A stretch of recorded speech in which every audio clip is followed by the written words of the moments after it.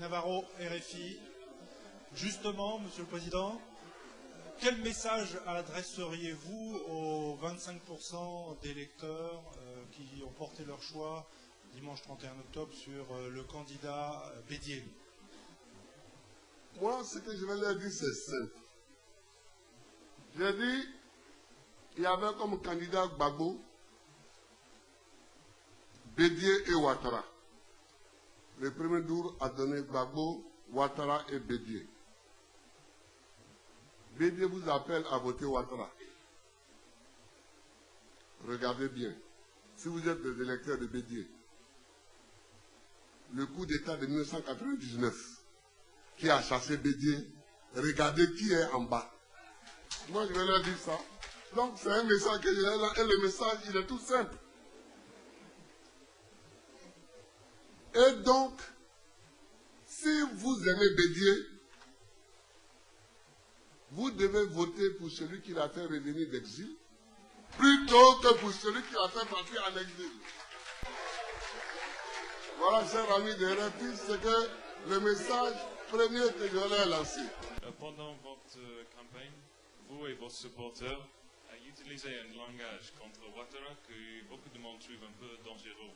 Un candidat pour l'étranger qui représente ODA, par rapport à moi qui représente la Côte d'Ivoire, que ces comptes-là ne sont pas les vrais Ivoiriens. Non, c'est faux. J'ai dit que ce sont les candidats de l'étranger. Je n'ai pas dit qu'ils ne sont pas des vrais Ivoiriens. C'est pas la même. Peut-être comme vous ne comprenez pas bien. Oui, je comprends la voilà. je comprends la différence. Mais, ah, il y a une très grande différence. Je vais vous expliquer tout à l'heure. Dans les têtes des gens, ODA, ils pensent que ça. Vous n'êtes pas dans les têtes des gens. Laissez les têtes des gens tranquilles et expliquez ce que vous avez compris. Ce que j'ai dit. Dans quel sens est-il pour être étranger? Mais, par exemple, à peine a-t-on proclamé les résultats du premier tour que Ouattara, on lui a envoyé un avion, il s'en va à Dakar. Ça, c'est un candidat de l'étranger. C'est ça. Et aujourd'hui, quand je vous parle, il est à Ouagadougou. C'est ce que j'appelle un candidat de l'étranger. Les gens qui écoutent ce qu'on lui dit à l'étranger pour faire la politique en Côte d'Ivoire. C'est ça que j'appelle la politique de l'étranger. Être un candidat de l'étranger. Donc, il ne faut pas dire n'importe quoi, parce que ce que vous dites là, et que je n'ai pas dit, a une histoire en Côte d'Ivoire. Et ce n'est pas moi qui l'ai dit, et je ne le dirai jamais. Puisque c'est moi qui ai signé les papiers pour que Ouattara soit candidat. Vous comprenez? Donc, ne me faites pas dire ce que je n'ai pas dit.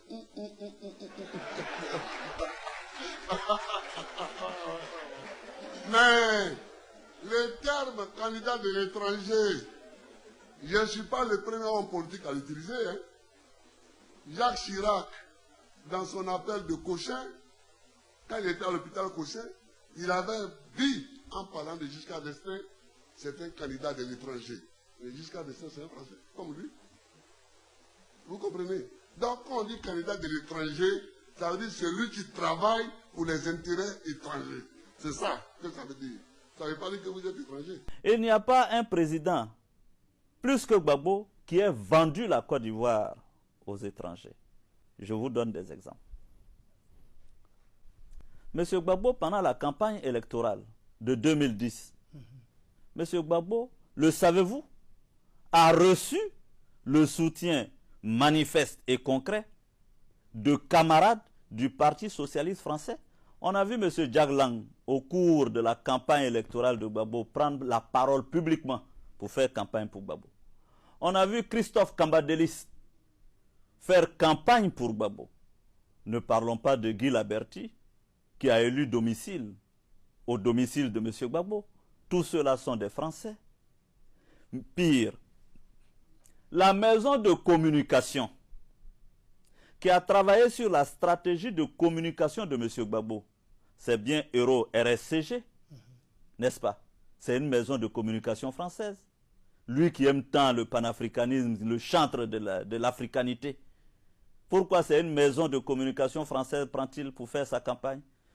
Mais je ne m'arrête pas là. L'institut de sondage que M. Gbagbo a pris pour accompagner sa campagne, c'est la Sofres. Monsieur, vous savez bien que la Sofres est une société de sondage français. Alors que nos pays, nos États ont tellement d'instituts de sondage, pourquoi il allait chercher comment on appelle, des instituts de sondage en France. Mais pour terminer, pour vous donner les preuves de ce qu'on dit est du mensonge, c'est de la propagande et de la désinformation, quand M. Gbagbo a voulu défendre donc le fait qu'il avait été élu et proclamé par le Conseil constitutionnel, quels sont les avocats qu'il a pris? Il a pris M. Vergès et M. Dumas, deux avocats français. N'y a-t-il pas d'avocats africains, ivoiriens, capables de le défendre? Alors, donc, on arrête ce mensonge aux Ivoiriens. M. Gbagbo est l'homme de la France. Qu'il arrête de tromper les gens.